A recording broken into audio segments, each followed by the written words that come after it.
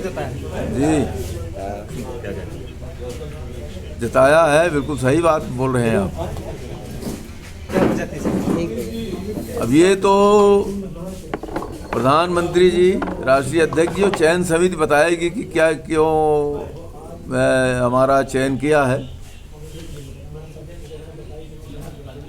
लेकिन इतना ज़रूर कहना चाहूँगा कि भारतीय जनता पार्टी एक ऐसी पार्टी है जिसमें एक सामान्य आचरण और व्यवहार करने वाले कार्यकर्ता को परखा जाता है, देखा जाता है और उस पर विश्वास किया जाता है। इसलिए मेरे जैसे एक सामान्य कार्यकर्ता पर पार्टी ने लगातार तीसरी बार विश्वास किया। इसके लिए मैं श्रद्धेय प्रधानमंत्री जी, आदरणीय राष्ट्रीय अध्यक्ष जी और चयन समिति के सभी सदस्यों के प्रति कृतज्ञता ज्ञापित करता हूं और पूरे पार्टी के कार्यकर्ताओं की जो संवेदना थी उसको भी मैं, जो उनकी इच्छा थी उसका वो है सादर प्रणाम करता हूँ। तीसरी बार अगर आप सांसद चुने जाते हैं तो आपकी पहली प्राथमिकताएं क्या होंगी? प्राथमिकताएं तो अभी हमारे यहाँ देखिए इंफ्रास्ट्रक्चर की अभी बहुत कमी है। सड़कों के मामले में हम थोड़ा सा ठीक हुए हैं, लेकिन अभी रेल का, हवाई का, ये दोनों मार्ग अभी हमारे पिछड़े हुए हैं। रेलवे के लिए एक नई रेल परियोजना की बात का प्रयास मैंने किया था, उसका सर्वे भी हुआ रीवा से मिर्ज़ापुर वाया हनुमाना, लेकिन ये कोरोना की वजह से वो काम फिर पूरा नहीं हो पाया। तो पहली प्राथमिकता तो ये होगी कि जो रीवा का इंफ्रास्ट्रक्चर रेलवे का वो अधिक विकसित हो, अधिक बड़ा हो और ये नई परियोजना स्वीकृत हो। उसके साथ अभी 3200 करोड़ रुपए हर घर से जल, नल से जल का इंतजाम प्रधानमंत्री जी ने किया है, लेकिन अभी वो काम गति नहीं पकड़ पाया हमारे ज़िले में। मेरा प्रयास होगा कि समय के अंदर हर व्यक्ति को, हर परिवार को नल से जल मिल सके।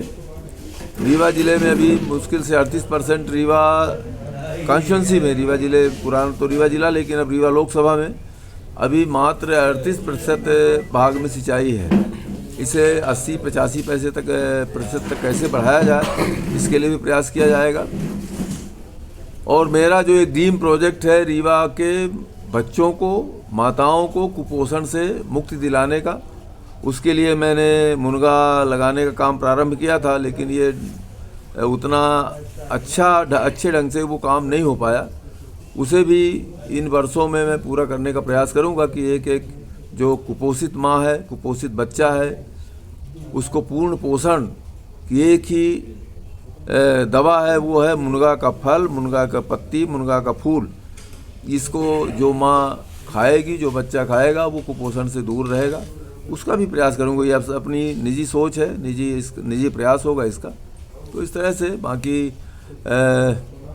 केंद्र सरकार की जो भी योजनाएं होगी उन्हें रीवा में वो आएँ, रीवा में के धरातल पर उनको पहुंचाया जाए, इसका भी प्रयास होगा। 2 बार से आप पहला तो केवल मेरा नहीं, हम विंध्य के सांसदों का सबसे पहला प्रयास शुरू हुआ था रीवा से सिंगरौली रेलवे लाइन के लिए, उसको स्पेशल प्रोजेक्ट में डलवाना।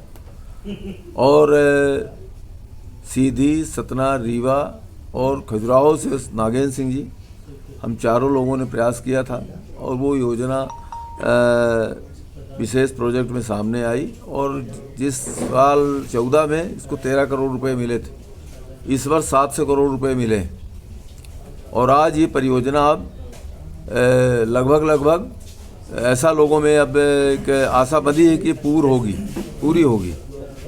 तो रेलवे के और उसके साथ ही साथ रेलवे का इंफ्रास्ट्रक्चर, रीवा में वंदे भारत का आना इस बात का प्रमाण है कि रीवा को रेलवे के मानचित्र पर प्राथमिकता दी जा रही है। अभी 50 करोड़ का एक अम्ब्रेला वर्क चल रहा है जो लगभग पूर्णता की ओर है।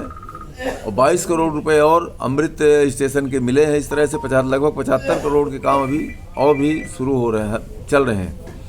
रीवा को नई गाड़ियां मिलें, ये भी प्रयास आगे होगा, जितना संभव था उतना आगे किया। अब साउथ के लिए भी जोड़ने का प्रयास किया जाएगा। इस तरह से रीवा का ये इसमें होगा। रेलवे का, हवाई अड्डे का भी प्रारंभिक स्वरूप है और प्रदेश सरकार ने, माननीय उप मुख्यमंत्री जी ने जो सहयोग किया, प्रयास किया और उसकी वजह से केंद्र सरकार का जो राशि मिली है, अभी वो काम पूरा नहीं हो पाया है, लेकिन बहुत जल्द ही रीवा का एयरपोर्ट भी बन करके तैयार होगा। यहाँ से हवाई सेवाएं शुरू होंगी और केवल इसको भी प्रारंभिक चरण में है, इससे और विस्तार मिलेगा और आगामी 5 वर्षों में समझता हूँ कि रेलवे का जो हवाई का जो संपर्क है वो और बढ़ेगा, काफ़ी तेज़ी से बढ़ेगा। राहुल गांधी जी की न्याय यात्रा आज मध्य प्रदेश पहुंची है, कितना खतरा मानते हैं लोकसभा चुनाव में? जहाँ जहाँ पाँव पड़े संतन के, तहाँ तहाँ बंटा ढार। बघेली में तो सुने ना, बस वैसे है राहुल गांधी के काम।